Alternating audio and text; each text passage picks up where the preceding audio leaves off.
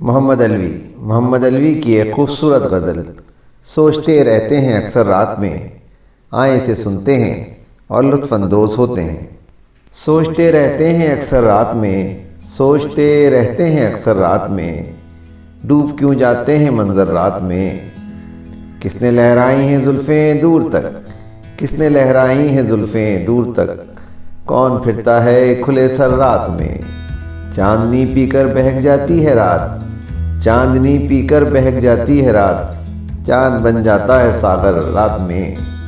چوم لیتے ہیں کناروں کی حدیں، چوم لیتے ہیں کناروں کی حدیں، جھوم اٹھتے ہیں سمندر رات میں۔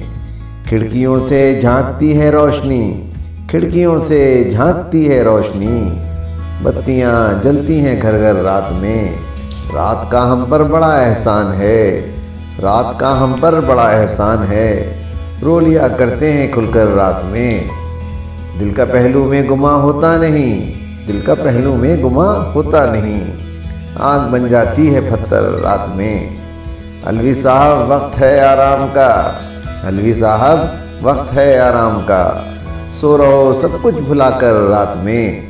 شاعر محمد علوی، آواز سراج الدین۔